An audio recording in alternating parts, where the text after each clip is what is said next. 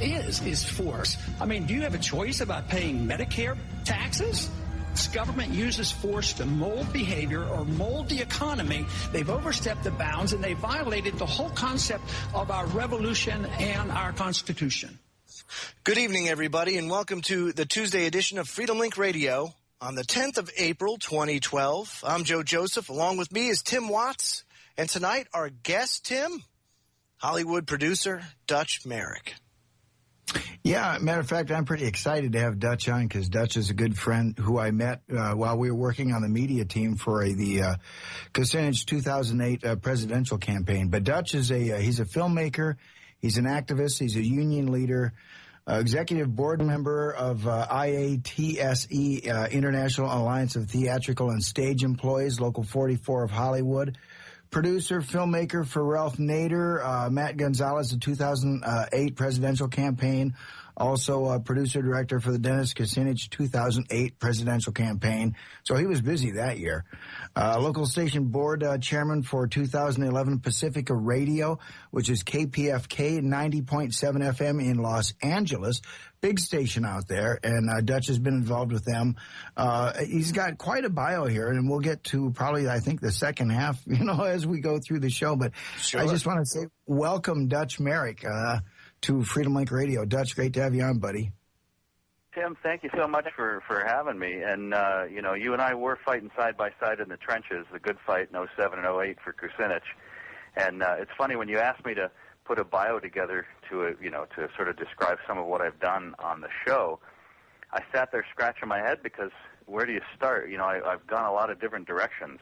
So, and in this day and age, it sounds like union leadership's pretty important because they're under attack, and filmmaking and activism pretty important. Well, anyway, glad to be here, and you guys have a great show, so thank you so much for having me.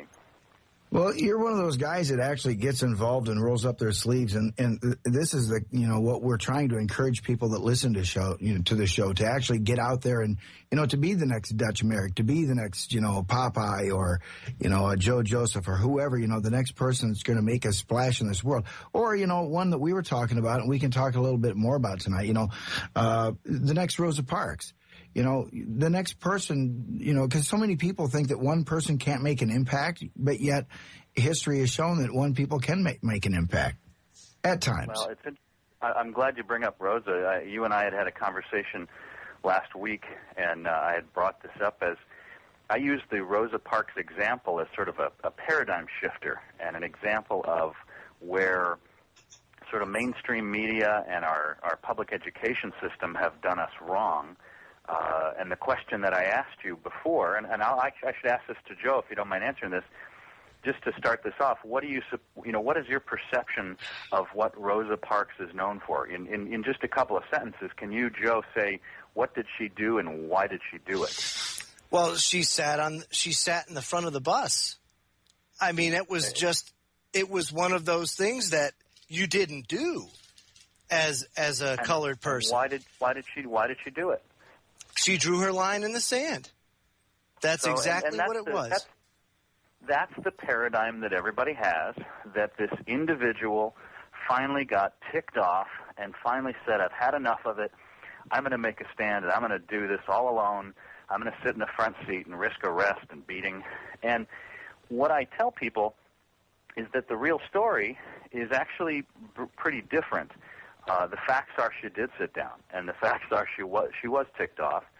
But what doesn't get told on the anniversary of her death, when TV revisits her legacy, or what's taught in the school books, was that where she was at, there was a upstart NAACP movement, and she had joined a group of organizers, and they had done trainings and orientations to say, this is what happens when you get arrested.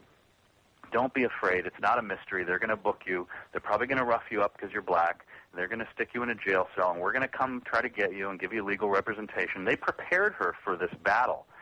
And she was amongst 12 volunteers that had all sworn a pact to say, when the opportunity arises and we're the last person, last black person with a seat at the front, we got to be willing to make a stand. And together as a group, we will be there for the other.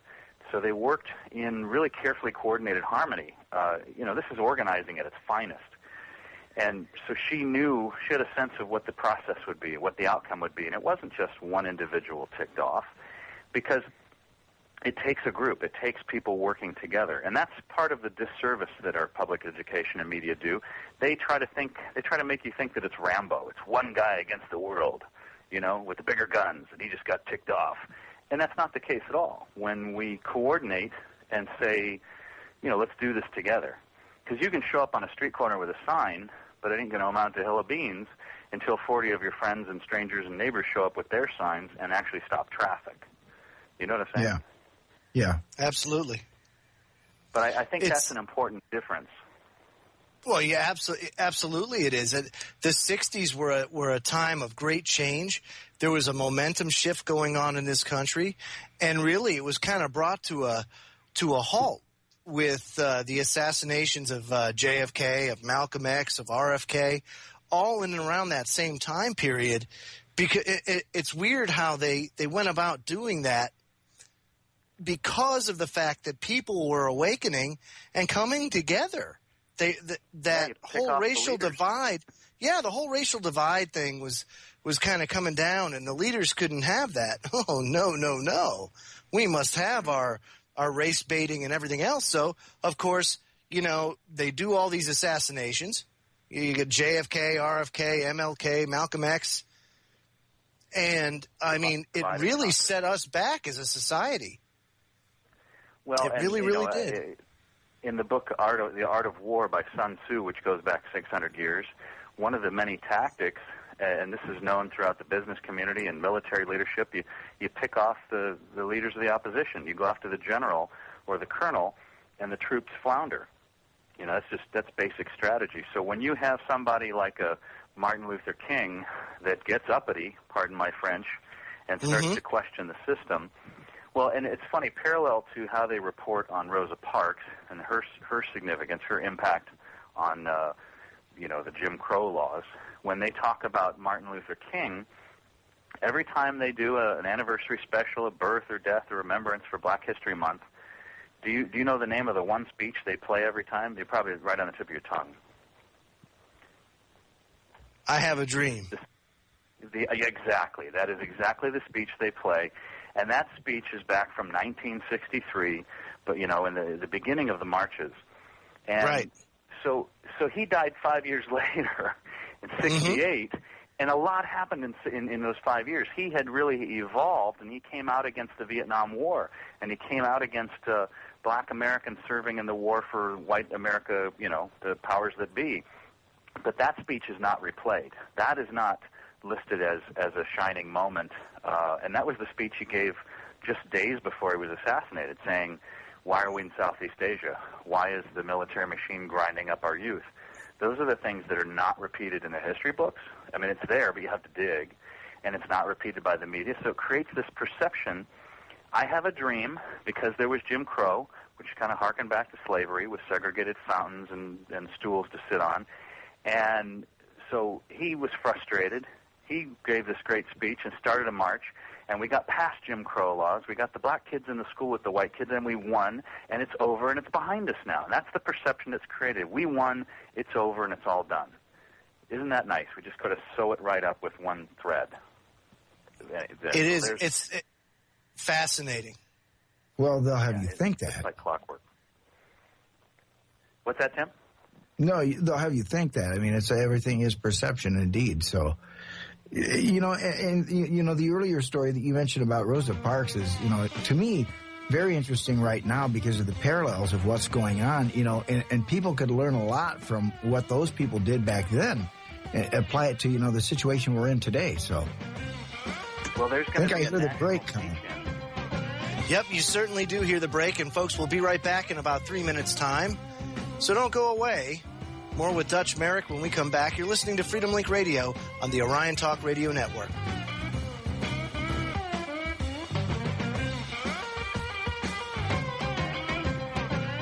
Folks, if you're looking for some other great radio programs to listen to, you can listen to Down the Rabbit Hole with Popeye every Wednesday and Friday evening from 10 p.m. to 12 a.m. Eastern Daylight Time, and again on Sunday from 5 p.m. to 7 p.m. Eastern Daylight Time. We're joined tonight by Dutch Merrick, Hollywood film producer. And Timmy, where did we leave off on this? Well, we talked about, the fact, the Rosa Parks story that he told, which is a fascinating story, and I can't wait to hear that audio. But the fact that how that still plays today, if people could, employ some of the tactics used by Rosa Parks and her group, back then, and apply that today. Imagine how powerful that would be. Oh, yeah, for crying out loud. And that's what we need. And, Dutch, I think you were starting to make a point on that before we went to the break, so continue if you'd like. Yeah, I was going to say, I'm pulling it up on my computer here real quick. I love the technology. We can do everything real time. There are original audio recordings of Rosa Parks available from what they call the Pacifica Radio Archives, and that's Pacifica, Pacifica, radioarchives.org. And I think you can just do a search on there. But that's where I heard her give a speech. It's in her own words from back in the days where she described why she did what she did. And rather than, some news person's analysis of what she did, you just hear her say it herself.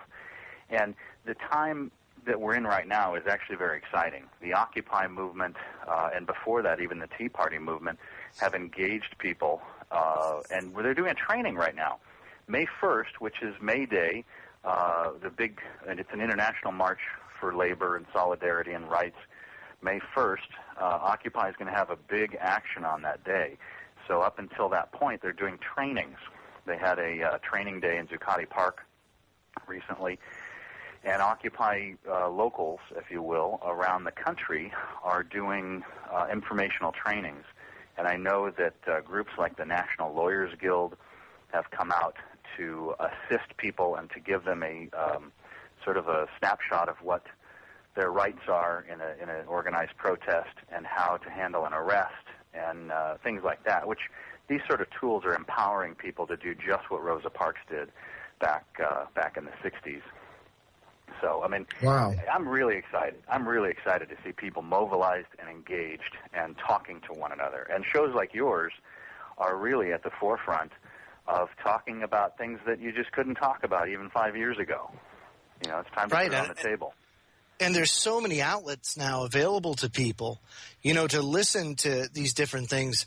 But the internet radio is really a cutting-edge type of thing, isn't it, Tim? It kind of like an uncharted territory. Well, after spending 25 years in regular terrestrial radio, I liken internet radio right now to kind of being at the cutting edge of AM, back in the early days. It's, a broad frontier. And now that smartphones have the capability to use the TuneIn radio apps and the live stream, your smartphone has now become better than the transistor radio you ever had when you were a kid. But, again, I'm just tickled pink to have Dutch Merrick here tonight. I said I'd get through the rest of some of his bio. This guy's a busy guy.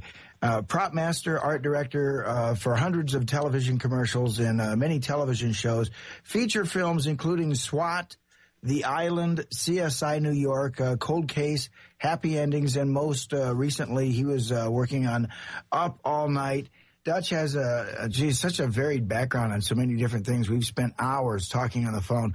But, everything that you've seen, Dutch, in the last 10 years, what's your take on, what's pre 9/11 and the world post 9/11 and everything that's happened since? Well, I'm glad we have some time to fill here because, gee, many Christmas, where does one start? Before... Well, and what's something I'm really excited about, and let me give you a broad snapshot here. I'm originally from Detroit, from Michigan, and, that sort of Midwest, middle-class, white, waspy set of values, there were certain things you don't talk about, and sex, politics, and religion were three of them. And when you grow up not talking about the three potentially most important things in your entire life, those three are dead silent. And now we're in a time and a place where people are eager to talk about all of that. It's all on the table. That I find exciting. Before 9/11 as a marker in time, September 11th, 2001, when the towers came down by whatever means, and the Pentagon, had a huge fireball, and then there was a big cavity in the ground in Shanksville from, we're not exactly sure what, but we assume it's a plane. That day, really, I think most Americans can certainly remember where they were and what they were thinking, but more and more Americans register that as a turning point in their awareness, because the initial reaction, like all the rest of the rats in the maze, I felt I was one of this jarring, the shock doctrine, like Naomi Klein wrote about. Yeah. You're completely taken off kilter. You're completely knocked back on your heels, and someone throws you a big punch to the face and jars you. That's the feeling, and you're not on solid ground for a while. And what do? Well, that's the time to take advantage of a person. It's that first shot out of the gate that the prize fighter gets the first hit in on the face, or the schoolyard bully, and he knows that his opponent is not in as good a place to react. So when I experienced 9/11 in my own way, on that day, watching the news reports, driving first thing in the morning across the city to go to a commercial where I was working, I'm listening to the reports coming in, and we all get to the crew gets to the set, and we're all gathered around radios, but we're supposed to be working, and our clients, I forgot, Pepsi or some big company, the clients were all from New York, and they're listening, and they said, shoot, we got to get home. So they pulled the plug on the commercial, and we're all sitting there around the radio listening for an hour and watching TVs, watching the planes hit again and again and again, just re-cementing into our eyes and ears this event and this death, their interpretation of it. I left that day just shaken and not feeling the ground below me, just feeling like my whole paradigm, this country is in peril. There's bad guys that hate us, and we got to go get them. And so just a few days after 9/11, I went down to the Toyota dealership, and I traded in my small Toyota truck for the full-size Tundra four-wheel drive with the big wheels and put the Nerf bars on it and all the cap. Wow. This was one badass truck, and I had a big sticker on the back that said, "No fear." I don't know if you remember; those were really popular stickers. Sure, yeah, yep. And I work in television, so I had a graphics guy create some really cool, stylish flags that I put on the sides of the truck, a big graphic. And my truck just exuded machismo, patriotism, and just said, "Don't mess with me." You know what I mean? I'm more badass than the next guy. And 10 years later, I look back on that and I go, "Wow, that was what I look like when I'm scared." I put a big sticker that says "No fear," which, the psyche doesn't understand the negatives of anything, so it only understands the word fear. And that's what I was expressing to the world. I'm going to up-armor myself and my Hummer here, my Humvee, and no one's going to be able to get the better of me. And that's where I was coming from. I was scared to death. I was scared to death that our shores were going to be overrun by the Muslim hordes in their submarines and attack aircraft that didn't exist. You know what I mean? Yeah. And Absolutely. when they were talking about payback, and when they were talking about, let's go get them before they get us, at the time it made perfect sense. Now, keep in mind, I come from a very, I don't even know what the term is, very conservative, very Republican household, and that's the way I was raised. I was bred to be a certain way. And I was earmarked to go in the military, as 3 generations before me had, dad in law enforcement. And it's so much to the point where I didn't play sports like basketball, football. I was a shooter. I was a competitive shooter. That was my Hold that thought, Dutch. Hold that thought. Let's go to break, and when we come back, we'll continue our conversation with Dutch Merrick, Hollywood film producer. So stay tuned, folks. We'll be back in 3 minutes. You're listening to Freedomlink Radio on AM 1650 Tonawanda and the Orion Talk Radio Network. Folks, if you want some great radio to listen to at work during the day, check out the Edge program with Mr. John Stokes, Monday through Friday, 1 to 3 p.m. Eastern. Always insightful and very informative, Mr. John Stokes on the Edge right here on Orion Talk Radio. It's Freedom Link Radio with Joe Joseph and Tim Watson, our special guest tonight, straight from Los Angeles, film producer Dutch Merrick, good friend of mine, and part of his bio, Dutch has written and directed more than a dozen short films and videos, including one that he's pretty renowned for, which is called 1 Minute. It is the shortest film about our longest war, which is now on the film festival circuit and will be screened at the Riverside International Film Festival April 21st and at the Awareness Film Festival in Los Angeles on May 5th. And you can check that out at www.anotherwayfilms.net. Congratulations on that, Dutch. Quite the accolades. Yeah, it was fantastic work. Tim, well, thank you both. Thank you, Joe and Tim. That we'll get back to that in a bit, but if that film was really a labor of love, and we got a full film crew together for that one, and everybody donated their time and equipment and cameras, and we shot it like a blockbuster film. But the entire movie is only a minute long. And as I pitched it to my friends and peers, I said, I want you to read this script. You got a minute? Because that's all I'm asking is a minute. And I think that's kind of what it takes for all of us, is to put in a minute here or there, and we'll make the difference. We'll make the change that we're seeking. So. Wow, that's a very cool concept. Well, back on to go ahead. You were talking about being a competitive shooter. Yeah, well. We were talking before about sort of the paradigm shift of the September 11th event, and I was describing sort of where I came from before, where my mindset was at before and immediately after September 11th tragedy. And, I came from this very, I was destined for military and law enforcement, and as a competitive shooter and an instructor, as a firearms instructor, I had run into some people here in Los Angeles that worked in the film business. And I saw what they were doing, and I thought, wow, it's such a great synergy that these people work with, and they've got such a great energy, and they're doing something creative, and I'm creative. How do I get on this bandwagon? And so I put the word out, and a friend of mine got me on a low-budget, non-union film as a firearms advisor and a gun wrangler.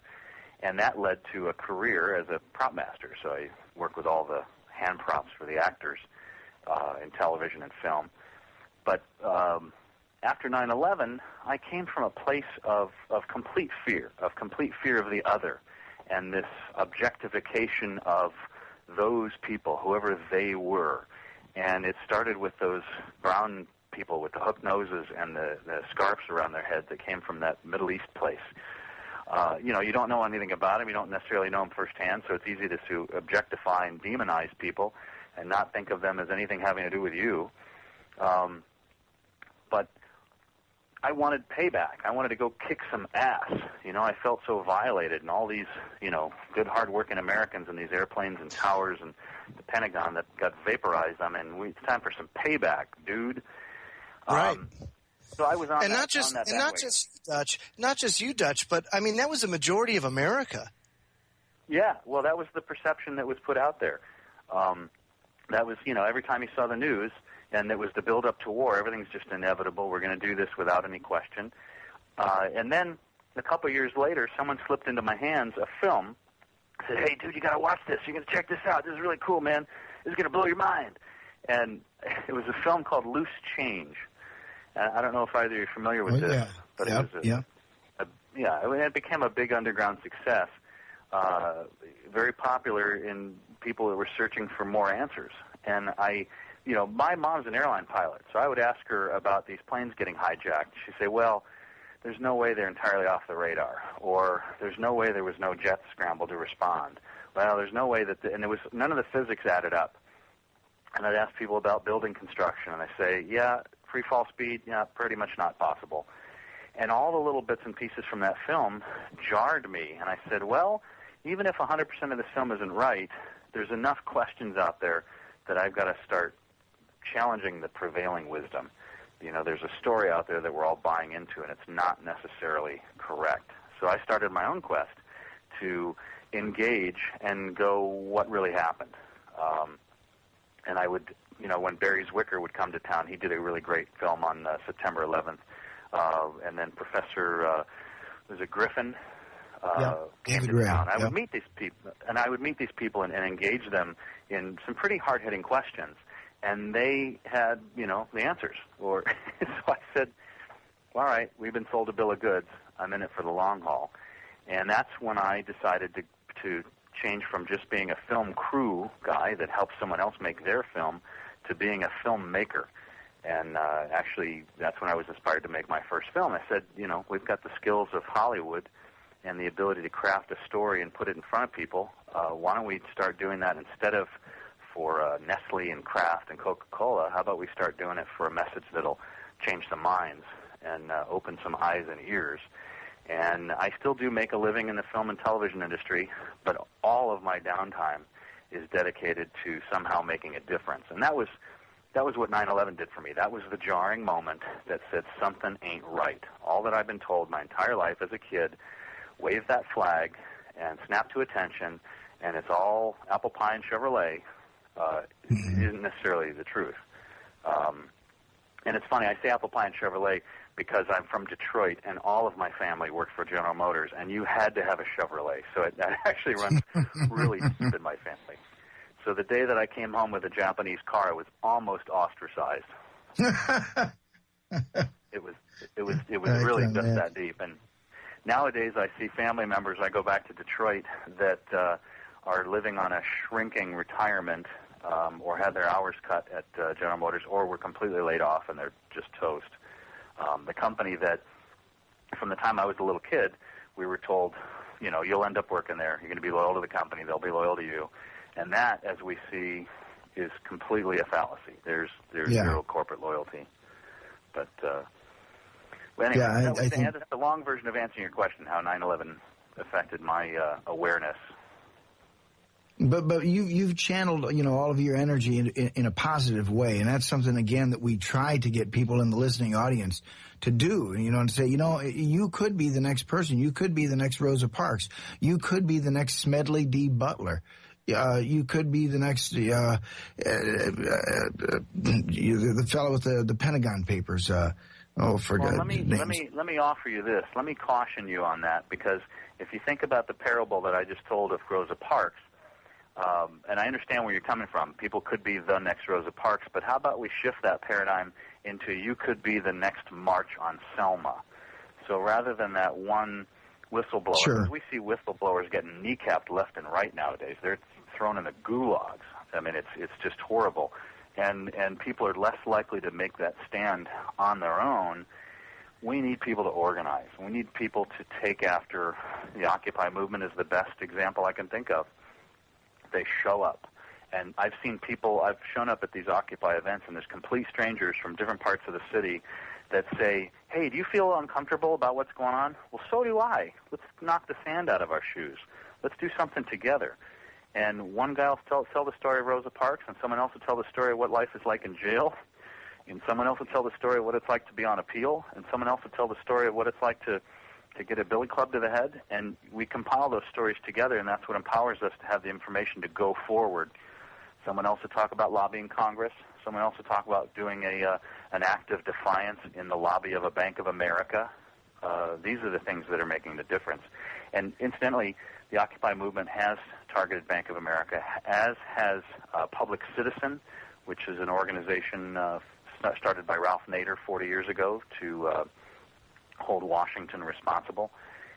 Their Public Citizen has an official paper out declaring that Bank of America, beyond the term too big to fail, Bank of America is 1/7 of the U.S. economy, and if it did collapse, it could collapse the country. So Public Citizen and Occupy and several other organizations are asking for the systematic dismantling of Bank of America into separate and unaffiliated subdivisions, so that you don't have home loans and stock market, gambling and investments and all these different types of financial instruments all under the same roof, because they could all come down at once. Isn't that a concept, Timmy? Well, that was back when things were regulated not too long ago. I know. Yeah. I mean, but what a concept. Go back. I stood on the steps of Wall Street with Ralph Nader in middle of 2008 as they talked, and he and his vice president. Hold that thought, Dodge. Sure. Hold that thought. We'll finish that story when we come back, folks. Don't go away. Will do. Folks, don't forget to check out Against the Wall with Mr. James Freeland. We know him as JJ around the Orion Talk Radio studios. He's on Tuesday and Thursday mornings from 8 to 10 Eastern. And he also does his thing on Sunday from 3 to 5 right here on the Orion Talk Radio Network. It's Freedomlink Radio with Joe Joseph and Tim Watts, and tonight we have as our special guest filmmaker from Los Angeles, Mr. Dutch Merrick, who in his bio is also, he was mentioning earlier about being a firearms instructor. He's not kidding. NRA firearms instructor for 15 years, former competitive action shooter, benefactor member of the National Rifle Association, and a life member of the California Rifle and Pistol Association. Dutch, absolutely great to have you on. I think when we went to break, you got cut off. You were talking about standing on the steps with Ralph Nader. Well, yeah, we were on the steps of Wall Street, and I'll tell you what, I just did a quick search for it while we were at the break, and there's a video I did on this. We actually put together a feature-length DVD, and for that we did a promo video you can find on YouTube. And I don't know if you have a chance to pull it up and even play the audio on the air. It's about 3 minutes. But if people go to YouTube and put in Nader Wall Street, it'll come right up. And the title is Ralph Nader on Wall Street DVD, now on sale. And what I was going to refer to, and it's not on sale anymore, this was years ago, but what I was referring to was that Ralph and Matt Gonzalez were talking to the press. We're making a big hoopla, talking about how during the Clinton administration, there was the Graham-Leach-Bliley Act, which I think got rid of Sarbanes-Oxley, which was from the 30s, which separated the banks into different types of institutions. I mean, they knew the problems that created the first Wall Street crash in the Great Depression. They knew the problems, and they systematically, over the last 30 years, piece by piece, chipped away at all those regulations, which enabled to happen exactly what happened this time. And the bailout that we just gave that started under Bush and continued under Obama, and I don't consider there's any difference between either presidency in their behavior as far as business and banking and wars and prison and drugs, and I don't think pretty much anything. They've continued to chip away at any regulations that protect the consumer, and they've made it easier and easier for banks to get bigger and bigger. I was reading a study earlier today that showed that in the last year, the richest 1%, their earnings went up 17% in the last year. Now, that's just the 1%, the very richest. Isn't that incredible? And that was something, I mean, that's hundreds unbelievable. of thousands of dollars per person. And the 0.01%, the tenth of 1%, their earnings went up an average of $24 million a year. The biggest transfer of wealth, the biggest theft of property and wealth that really the world has probably ever known. Yeah. Absolutely. Well, the world's never had this level of wealth. And the other reality is this level of wealth doesn't exist because most of it is digital. Most of it is in the ether. It's fictitious. When a bank says they're going to give you a bank loan, they pull the money out of thin air, and they're loaning 30 or even 100 to 1 to their assets. So there's nothing there. But anyway, where do I start? You know, it's funny because this is, to me, the exact same scam that these bastards pulled on us in the 1920s with the first depression. I mean, it is the exact same thing. Small businesses were, driven out of business. The big companies swooped in and bought them for pennies on the dollar, and they all became, fatter cats, became much richer. And now the same thing has happened this time around. It's the exact same scam. Again, an orchestrated collapse. And you've got the S&P reported, I think just last year, that the top 500 companies in the United States have all increased their holdings 60% since 2008, since this second depression has started. Now, that's just phenomenal. I mean, if Dutch Merrick goes to his, board of directors and says, guys, I've increased our holdings during, the world's worst depression, 15% since 2008. By golly, I mean, you're a hero. Loving you, dude. But I mean, 60%? So that just tells you the game is rigged against us. I mean, these people, they're making hay during the worst economic downturn in American history, or second, whichever way you want to argue it. But they're clearly making money. And again, it clearly shows that the deck is stacked against us, folks. Well, have you read The Shock Doctrine by Naomi Klein? Yes, I just love Naomi Klein. Well, and the premise there, just to remind our audience, is that when there is a national tragedy or a national shock, if you will, shock to the system. Just as I referred to earlier, you punch the other fighter in the face, you jar him and get him off his feet. He's disoriented for a moment, and that's when you can get your serious jabs in. The first one is the jar. So and then the point of the shock doctrine then, the eventual point is to privatize, or that's what the term is everyone uses, but I actually call it profitize domestic systems, like the water. Right, like that. Great example they did in Bolivia. Argentina, they privatized everything. When the Soviet era, when the Soviet Union broke up and Russia was made into a capitalist society, they privatized everything. But what that is, let's say the three of us each pitch in a penny, and all of our neighbors do, and we create a water system that brings fresh, clean water into our homes every day, and then a sewer system that the pumps are crud out the back. That didn't take very much money from each of us, but it created an entire infrastructure worth billions of dollars. So what they did in these other countries is they would then, during the shock, after the tsunami, after the riot, after the 9/11, you immediately ramrod a bill through that then sells off all these things that you paid billions of dollars for. You sell them off to private companies for profit, for pennies. So rather than privatization, I call it profitization. Now here's the theory that I'm exploring, and I think there's really some validity to this. The market crash of 07-08, I don't believe is the big crash. I believe that's a precursor, like a pre-earthquake. I think there's going to be a bigger economic collapse on a far larger scale. Yeah, I think you're right. And it's easier to think in terms of far larger scale. People, how could it get any bigger? When they talk about the bailout for the banks, initially they said it was $700 billion, which at the time was unfathomable. And now it comes out that it's something like $36 trillion. Yeah, which, it's staggering. how do you take unfathomable times 360? So my thinking is, during the first part of the Obama administration, they had a thing called, I believe it was ARA, and it was something like the American Reconstruction Rehabilitation Act, where they dumped billions of dollars into infrastructure. Now, they were offering training classes for people to get them jobs, but they're also repaving streets, repaving airports, putting in street lighting, and I see the signs all over my hometown here of Los Angeles. This project funded by the American Rehabilitation, the ARA Act. So now think about this. If you were about to sell off your infrastructure for pennies on the dollar to your corporate buddies, wouldn't you want to spruce it up real nice first and make it as good as it possibly could be, make the bridges really nice, repave the streets? Wow, absolutely. And then never really give it thought away of it at a that penny. way. Wow, yeah. Isn't that a trip? Well, think about think about this, Dutch. Think about this. Tim brought up a great point about these Fortune 500 companies making 60% since 2008. But how much of our congressmen have profited due to insider trading, and at what percentage? I mean, you're looking at 1,000%.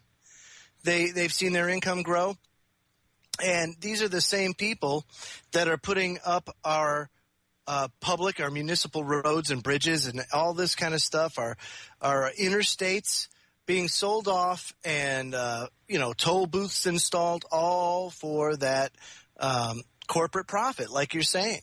So how could you have someone writing legislation that affects the markets and have that person be able to bet on the markets? That's the Fox Garden Head House. Yeah. Sure. But that's what's happening in this country today. It's absolutely what's happening. Where's the outrage? Well, have you heard the phrase of boiling a frog?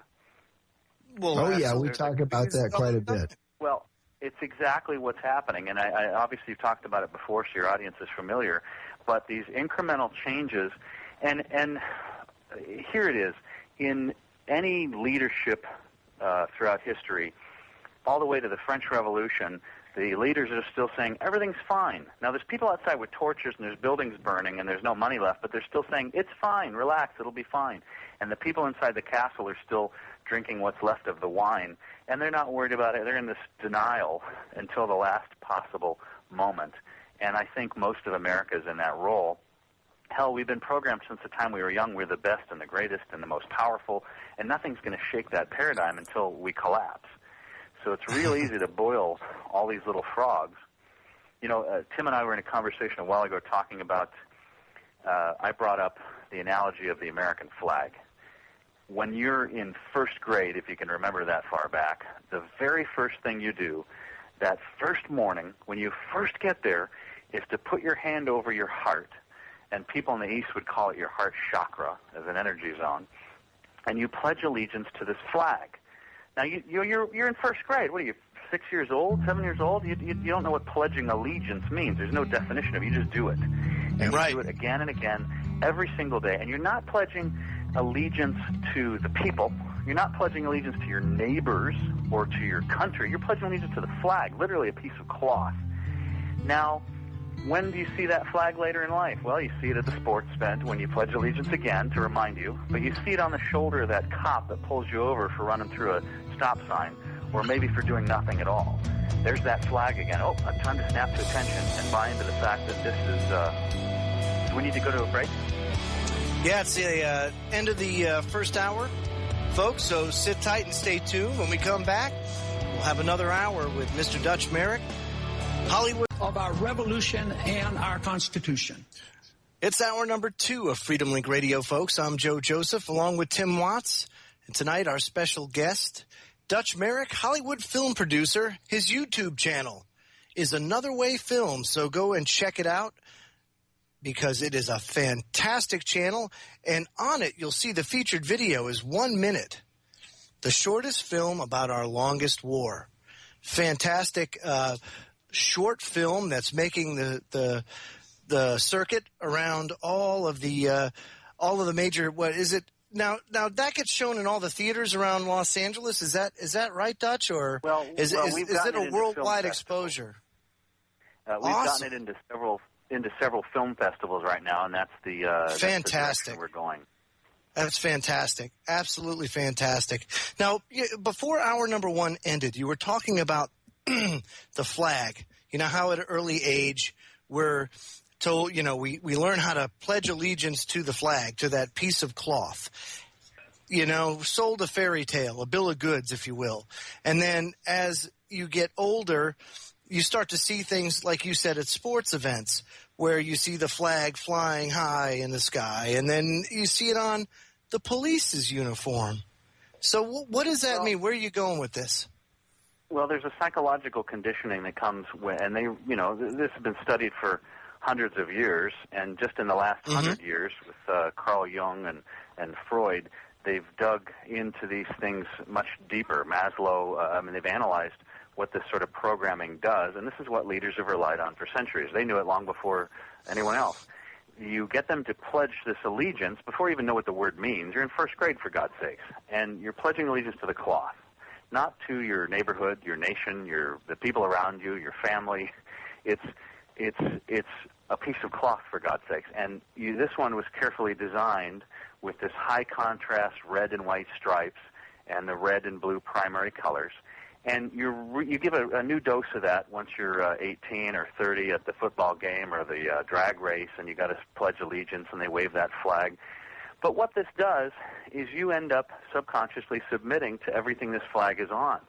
So when you get pulled over in traffic, and firstly they hit you with the bright red, white, and blue strobes. You got the white headlights and the red and blue lights flashing. It's throwing a flag at you, the same imagery.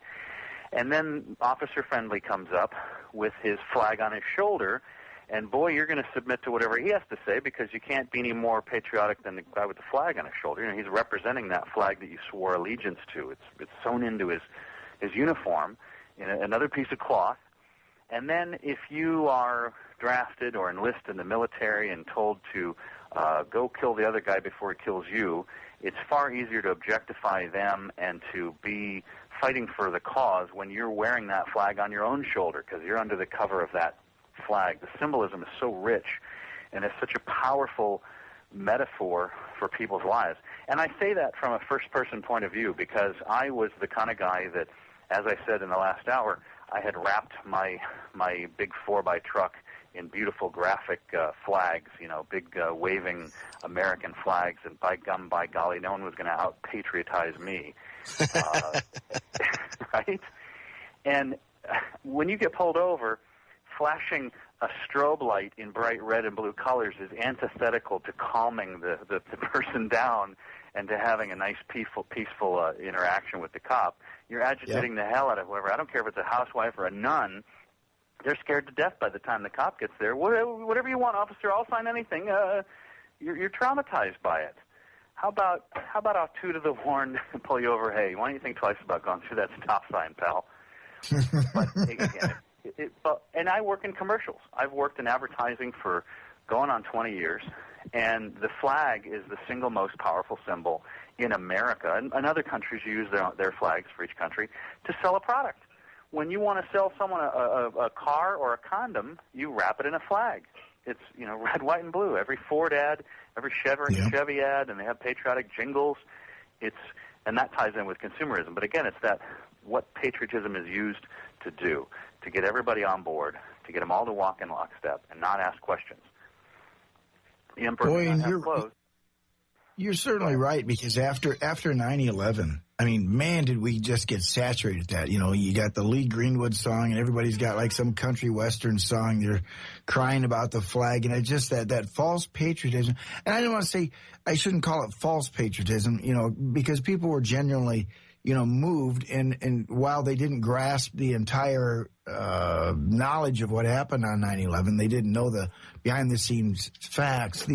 These people were still affected, but I guess what I'm getting to is just all these things that were shoved at us in for the sake of patriotism right after 9/11. And again, I can't count the country westerns. Let me throw something in there real quick too, because it's gotten so bad to the point now where like people are so psychologically traumatized, Dutch, that they actually thank the officer at the end of the stop. You're doing great work.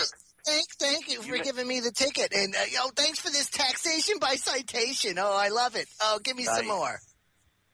Well, and that leads into the legal system, which is to me, our legal system is parallel to a religion. And a religion, by definition, is something that a group of people all agree to buy into, whatever it is, that we agree this particular book, our Bible, Torah, Quran, or this set of teachings or words, we're all going to agree that this is the law of the land, and we're all going to submit to this. Now, I remember as a kid going to church, something I haven't done in years, is you go into this special place, and this special, beautiful place that had all this money invested in stained glass and beautiful doors and presents, and then there'd be these hard wooden pews where everyone sits upright and looks straight ahead, and they're all lined up, and then there's a banister that you're not able to go past that banister because that's for the people in charge. And then there's this guy in a black robe with a white collar and a big giant book written in a language that sounds familiar, but you don't quite get it. It's like another language, or it was in Latin back in the days. And this guy is the arbiter of whether you go to heaven and live on a puffy cloud or go live in hell and fire and brimstone. Well, I'm going to give you all my money this Sunday because I want to be on the cloud, not on fire.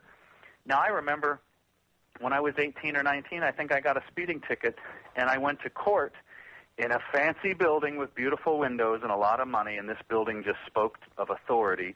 And I walked in that room, the courtroom, and there was all these hard wooden pews designed to make you sit up and everyone look forward and get attention. And then there's the banister, that barrier that you don't dare cross. And then there's that guy in the black robe that sits above and in front of everybody, and he's got this giant book written in another language that you don't quite understand, and he's the arbiter of whether you are free as a bird or you rot in hell. And it hasn't changed. We all buy into the perception that these laws are acceptable. And we've seen this mission creep of laws that are, the laws themselves are criminal in many cases, down to the simple law that I can pull you over because you've got a license plate light bulb out. That's what. Now, my dad retired from law enforcement. I grew up in a police household, and he would call that a good shake. Now, a good shake is some reason I can pull you over. I just need a reason. It can be a white light facing the rear, maybe your taillight's broken, or a license plate light bulb is out. Something really inane. But that's the leverage that I can use to get you over to the side of the road and find something or make something else. I can then look inside your vehicle casually and have, oh, wait, you're brown. Well, I better look a little more closely. So anyway, again, we all buy into this paradigm collectively, religion and the religion of our legal system. And genuinely, I do believe it has to be gutted and reinvented. We have to start from scratch. The legal system right now is used for leverage against John Q. Public. Is that our break? That finally breaks the chains. We were made to be courageous. 3 minutes, we'll be right back. So don't go away, folks. You're listening to Freedom Link Radio on the Orion Talk Radio Network. Folks, don't forget the email address is thefreedomlink@centurylink.net. That's thefreedomlink@centurylink.net. Joe Joseph and Tim Watts here. Our special guest is Dutch Merrick, Hollywood film producer and author, he has a website, anotherwayfilms.net. Also, his YouTube channel is Another Way Films. So go there, subscribe today. Great, great content on the channel. And, support, Joe. Oh, man, it's fantastic. I mean, that 1 minute film was certainly powerful. But one thing that go ahead. I want to get into that. What inspired you to really get into that, into the crux of what you thought? And let me ask you this, too. How did you come up with summing it up in 1 minute? Because, I mean, look at how long it's dragged on for. Well, it's the war has been a long journey. The title of the film is 1 minute, our shortest film about our longest war. Mm-hmm. And the making of the film was a long journey. We are the sum of our experiences, right? I worked for a number of years exclusively in commercials, and the mindset in commercials is that you've only got 30 seconds to 60 seconds to get your message across. And I'm a lover of documentary films. I'm passionate about documentary films, but most people aren't going to put an hour or two into finding out about their food safety or the mating habits of the titwillow. So I realized from commercials what it is. I bet right now both of you guys could think of a commercial jingle that you haven't heard in 30 years. Brillo cream, a little dabble, do ya? They stick in your head, and it's due to repetition. It's a short story. It gets like a koan or a proverb. It gets a short story, and it sticks in your head, and you hear it again and again and again, and you'll never forget it. So my goal with the film 1 minute, which is literally a minute long, and that's 2 minutes with the credits, was to get an important message across that allows people to make the connection themselves, because that's a big part of messaging. You don't have to tell them exactly what you feel, but you can put the evidence out before them, and they can make their own decision. And then the goal is it's only a minute long, so then you can play that on TV a ton of times, or get it in the theaters where people see it again and again, or say, hey, check this out, and show their friends. I was working on a television show at the time that this came about, and we were years into these wars, Afghanistan and Iraq occupations. I had been working on a TV show, and as a prop, we were using a Hummer, one of the SUVs, sort of blinged out with the chrome wheels and the stereo system and all that. And I looked at this, I walked a circle around this Hummer, and I said, God, if this isn't an analogy, I remember for years people drove Jeeps here, and I was kind of harkened back to the World War II Jeep, and people felt, it was kind of nationalistic and militaristic, and I'm like a warrior in my Jeep, but the civilian Jeep really had little to do with the Army Jeep. And the Hummer SUV has far less to do with the Humvee over in the war zone than you can imagine. It's made on a totally different platform, but it's just sort of shaped to look like this tough guy Army vehicle. And I realized there's an analogy to be made there. And so I wrote this script, and it's a fairly short script, and I got it out to several of the crew members I was working with. And one by one, they kept saying, hey, let's shoot this. We got to make this happen.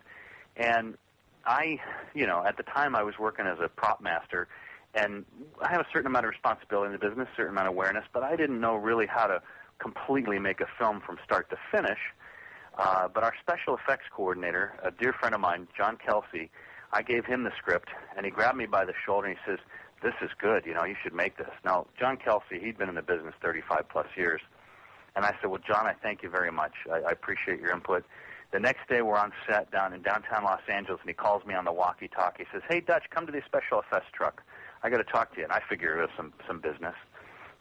John takes me by the shoulder, and he grabs me solidly, and he says, Dutch, when I told you got to film this, you got to film this. You have to do this. And I said, John, I thank you, but I'll be honest, beyond props, I don't know, and I've written the script, I don't know how to get this done. He looks me in the eye, and he says, I read the script, and there's a lot of special effects, and you got explosions and fire and blood hits and broken windows, and I mean, there's a lot of stuff going on there, special effects, and I do special effects, he tells me. He says, everything in that script I'll bring. I'll get a team of guys, and we'll bring it all. Now you work on the rest. Wow. And I just about cried.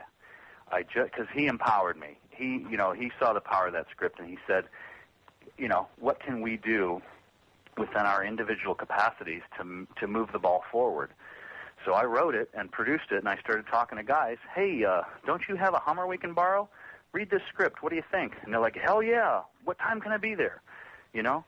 Everyone wanted to get on board, and we shot it like a big-budget film. We got a top-end camera package from one of the camera rental houses. We got film from Kodak.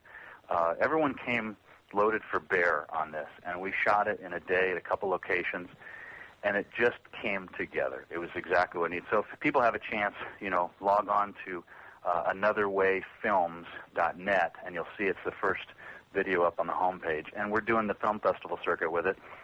And I'll tell you, one of the elements of this film includes totals of U.S. deceased soldiers and Iraqis, and at the day we finished the film, we did the post, that information was accurate to that date. And there's just no way to keep up on the information because the wheels keep turning and the bodies keep piling up. So the film, finished actually a couple years ago now, is just as relevant as it was the day I wrote it, but the numbers have changed exponentially. The money that we've spent and the bodies lost, the lives of these human beings. So anyway, I appreciate the opportunity to talk about the film because everybody that I've met that has seen it has been moved in some way. Even though it's a very short format, they all come away thinking something different. You know what I mean?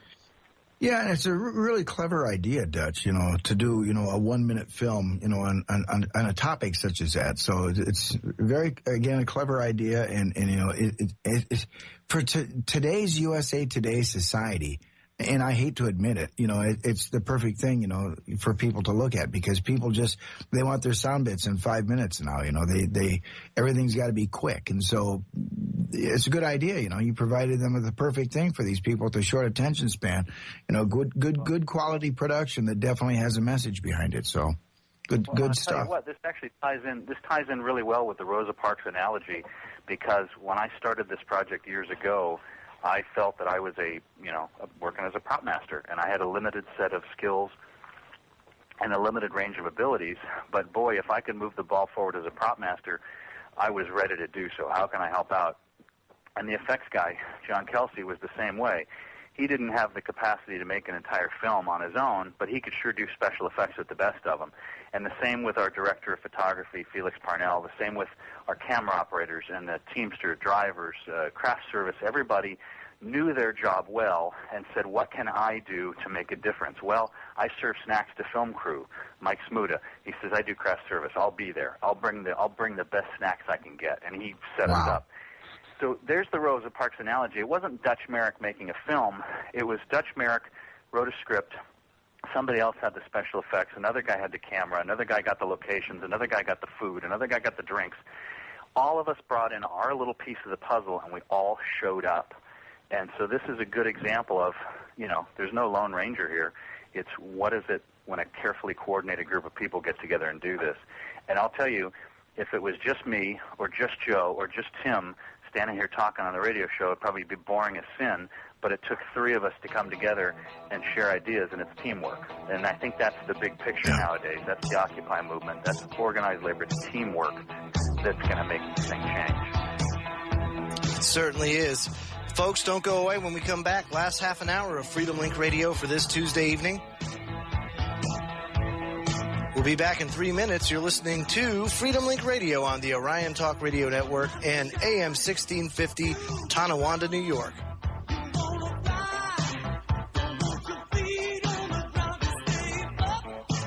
You won't come good segment. On Orion Talk Radio Network every Sunday at noon. Listen in.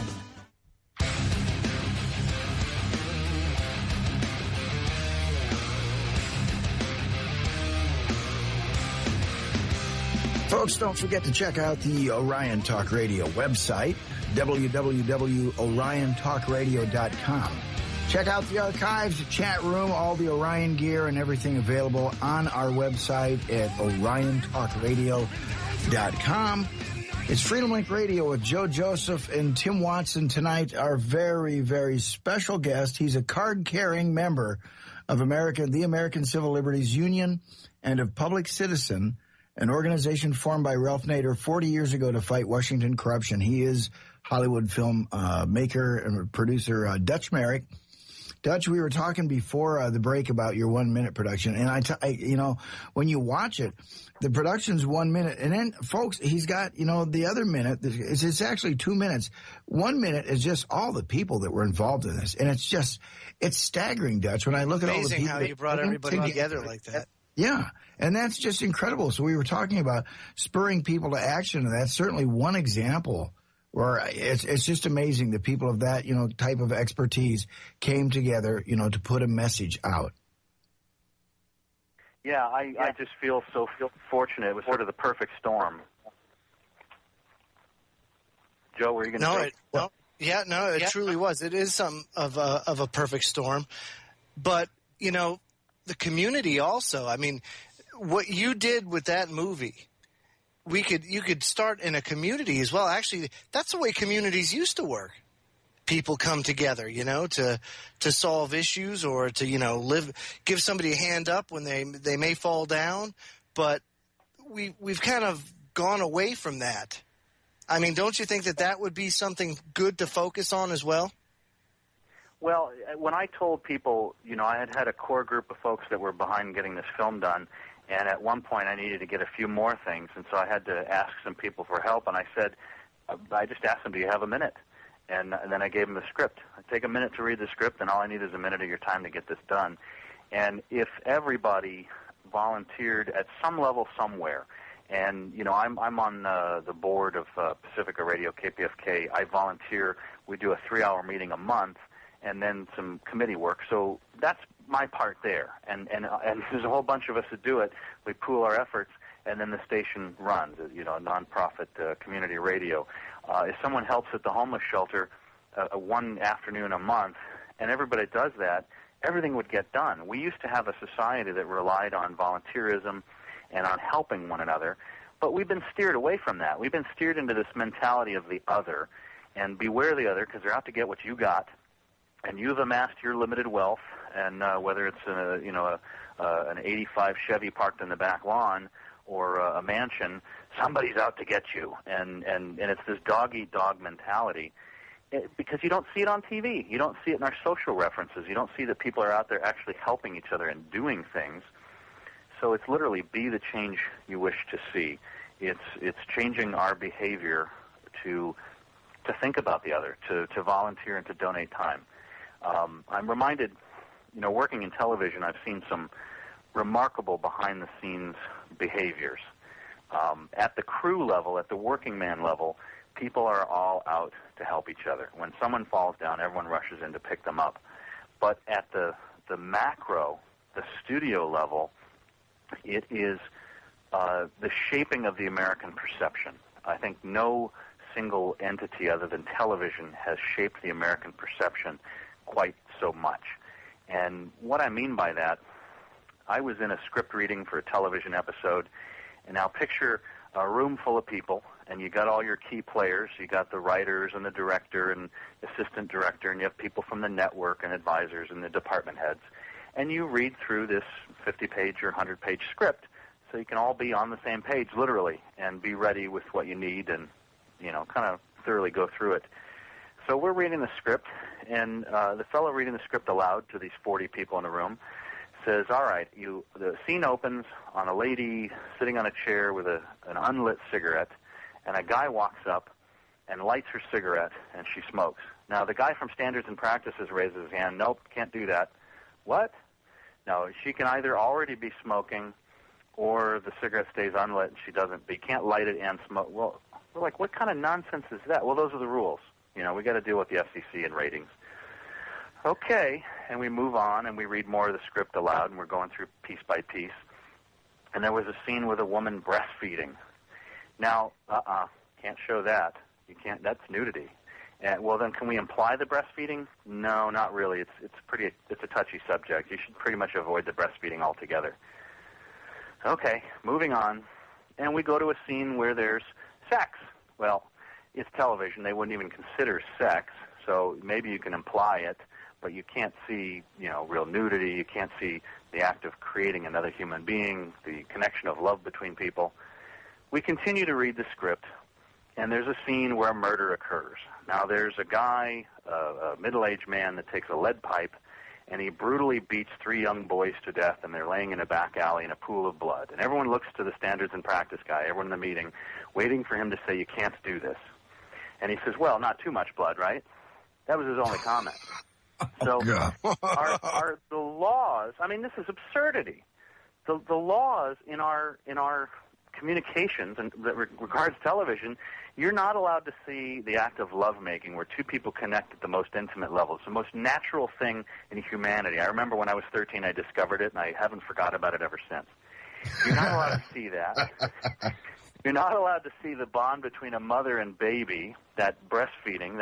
Forget that. That's just, But you can see something antithetical to the human experience, a person taking another person's life. And you can see that in a commercial. Every episode of nighttime TV, there's a murder on every worked on CSI New York. We had 2 murders a night. That was our goal. That's horrible. That steers the perception of the populace. We're driven by this television. Is it, meet people and engage them on a level of open honesty and earnest connection, or is it maybe murder somebody's out to get you? What do you see on TV? Yeah. Certainly nothing wholesome anymore. That's for certain. Point well taken. And I guess what is wholesome, the perception of wholesome. I was in a discussion recently, and there was a fellow pointing out that the original sort of settlers that came here were the Puritans that were run out of England for their radical beliefs, and a lot of those radical beliefs prevail. And it's a really sort of a twisted take on life. I have friends from Europe that, when we went to the beach, they immediately popped off all their clothes. And I said, whoa, what are you doing? Well, you can't do that here? Well, no, that's shameful. Someone might see your body. And they're like, well, what's wrong with that? And they can see boobies on TV and everything. And they seem to be pretty okay with it. It didn't turn into a pit of moral decay. And they don't have the violence and murder on TV. They filter out that sort of stuff. So our society is driven to this bloodthirsty, and again, I come from shooting sports. People wonder, maybe if I'm a little aggressive. Well, no, I don't want to kill anybody, but the TV sure tells me to. Yeah, it's amazing. It brainwashes us on a daily basis, and if just more people could separate themselves from the tube and cut down the viewing, and also kind of see it for what it is. It's pretty blatant when you look, at the conditioning, the pre-programming that is involved in today's TV. And a little bit of study will point it out to you folks that they've been doing this for years. They've known about this stuff. Dutch, are you familiar with the, because we're speaking about pre-programming, are you familiar with The Lone Gunman, the pilot series or the pilot episode on Fox that aired? No, I'm not. Okay, it's about 6 months before 9/11. The Lone Gunman was aired on Fox that depicted, or the main plot was these cyber terrorists go and take remote control of these planes that consequently have the same flight, that have the same flight numbers as the planes on 9/11, and proceed to, fly into the World Trade Center until, of course, at the last second there's great heroics and the crisis is averted. But up until then, it basically showed what happened that day 6 months prior to, or like the movie Knowing. You know, the movie Knowing had that portion in it that showed an oil platform on fire that looked, I mean, just scarily similar to the Gulf oil catastrophe. And it makes you wonder, like, well, here's the thing, you know, and maybe after we get back, you could talk a little bit about that. Does Hollywood influence world events? So we'll talk about that when we come back from break, folks. You're listening to Freedomlink Radio on the Orion Talk Radio Network.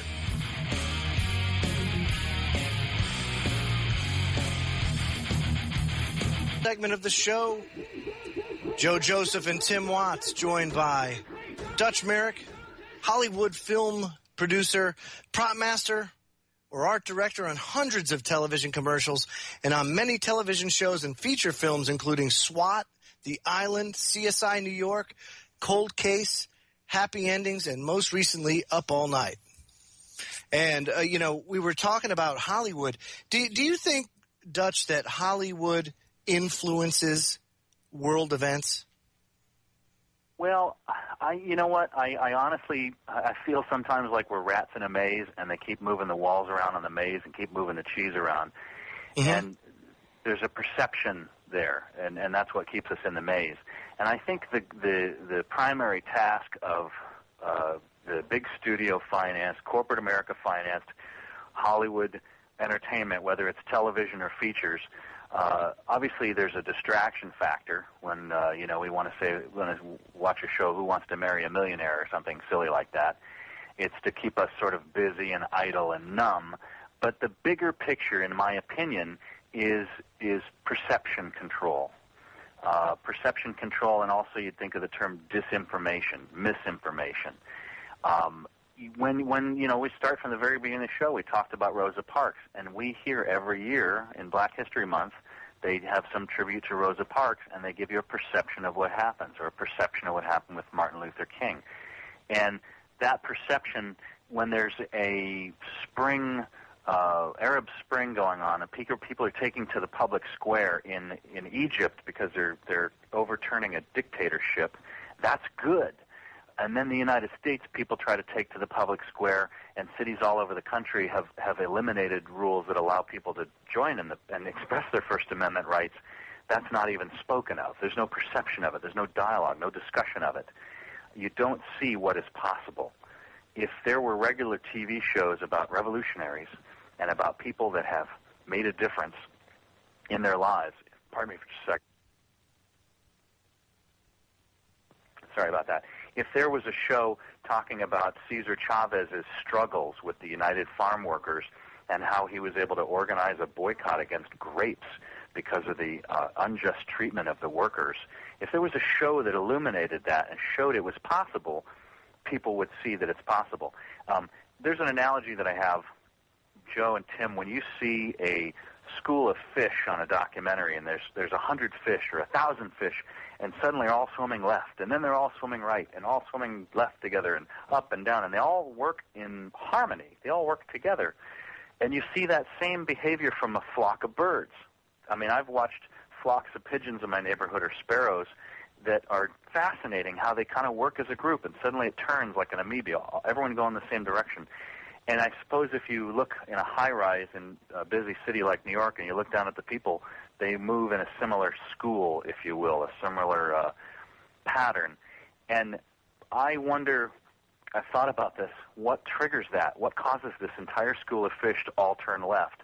And there's someone on the right side that said, uh-oh, watch out, predator, we got to go over here. Or, hey, there's some food over there, let's go this way. And people steer each other in the same manner.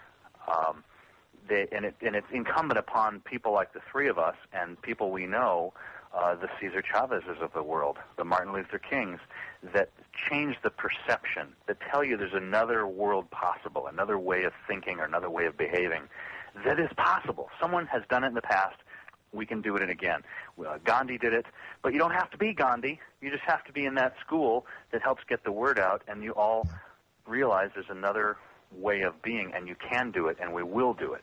Does that make sense? Oh, absolutely.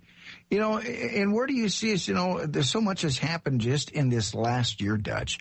I mean, it blows your mind. I mean, we talk about, you know, the NDAA being passed, allowing military use for the first time against we the people on domestic soil.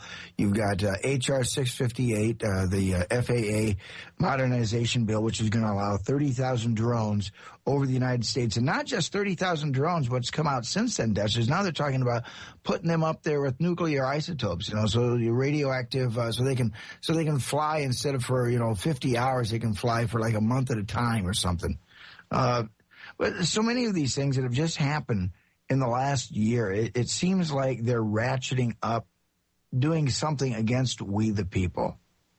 Well, when you look at the big picture, Tim, it's really remarkable on a lot of levels. And I'll tell you what, in the future we can dig into several of these topics much deeper because each one of them deserves a lot more coverage. But I like to look at the broad patterns. I like to look at the macro, the overview. And if you think about the Internet and how it has evolved our level of communication, I can meet somebody randomly who's here on vacation from Germany and stay in contact with that person inexpensively for the rest of my life. And I'll know someone in Germany, and he can tell me what's going on over there. That's never happened before. So, and you see what's happening with Twitters and instant communication, that they can do a instant storm of people, these flash mobs. And I'm not talking about the flash mob that Glenn Beck tries to frame, like it's a bunch of teenage hoodlums running into a liquor store. That has nothing to do with a flash mob. But a flash mob where, as happened here in Los Angeles about a year ago, there was a fellow that was a DJ that was at a movie premiere, and he sent out a tweet to his fans, hey, there's a party here, come and get it, you know, check this out. And thousands of people showed up, and it turned into a riot. You didn't hear about it in the news, but I actually was standing there. My girl and I were going to a play, and we couldn't get into Hollywood, so I finagled our way around the back, and there were hundreds. I'm talking at least 300 police there. And I mean police on horses, every kind of car you can think of, the SWAT team, because this artist had tweeted, come to this party, and it got out of control, and they were overturning police cars. I was standing there watching the streets all locked down with armed troops, LAPD, but in their military-style gear. That's the power of communications. Now closely, that is closely related in parallel with other evolutions. We're getting smarter. We're getting curious. We're less afraid from 9/11. You and I are talking about this. The three of us are having a conversation that 8 years ago would have virtually been taboo. The powers that be analyze our movements and our awareness constantly. They do read our emails. We know that. That's public information now. They scan them for keywords. They look for how people are voting, just like the polls in the presidency or a design team for a car. You keep checking and analyzing the people's behavior and their awareness. They're getting scared, and they're ratcheting up at an accelerated rate laws that are designed to give them justification or tools to clamp down on dissent. So, you know, they may just scan emails for the word terror, God forbid. And for the record, that's T-E-R-R-I-E-R. I did not say the bad T word. Dog. Yeah. But they may scan emails for that, and if there's a certain number of occurrences for that, they can just flag everyone that said it and then have them watched more carefully or thrown in the gulag. The parallels between the awareness of people, the expansive communication, and our ability to evolve, and I believe people really are evolving, and the powers that be are ramrodding these laws through. So, you know, the Patriot Act was a massive, unbelievable usurpation, robbing of our civil liberties, but it pales in comparison to the new bills that they're putting out there. And I encourage people to come from a place of confidence and coming from a place of knowing that we will win, because the people en masse always have. There was a protest that I was at years ago, and I saw the most prolific sign that this guy was carrying, and it was just 2 words. It said, Rome fell. Just 2 words, and that is the by gum honest truth. Rome fell, and every empire does, and this one's gonna. So, you know, there's an important perception. You think back to the Spetsnaz in East Germany before the Berlin Wall fell down. They polled German citizens in East Germany, and about 80% of them thought they were being watched. But when the wall came down and we got into their records, only 10% of the people were actually being watched. But the perception was that everyone was. So everyone was biting their tongue, and they were self-censoring. And that's just the way you keep a whole herd of sheep in the fence with one or two sheepdogs carefully placed, and everyone thinks they're going to get bit. But the truth is, they can't watch all of us. They can't imprison all of us. And when it comes down to it, you take to the street inadequate numbers, we win every single time in history. So that's what I want to leave people with, that we actually have the power, the people, and by sharing these ideas and communicating and using the thought of each one, teach one, tell your neighbor, send them a link to the 1-minute video maybe as a gateway drug to information, or send them to even Loose Change from 8 years ago, or the Zeitgeist movement. There's so many great bits of information out there that people can use to expand their own awareness. And this show is a great example of that. Wow, well thanks, Dutch. Yeah, Dutch, I appreciate it. But you really hit the nail on the head here in this last segment. And drive it home. I mean, that's really what the perception is, that Big Brother's always watching.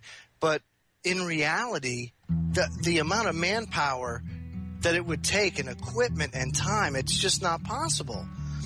And we've seen just how effective these protests and these movements can be.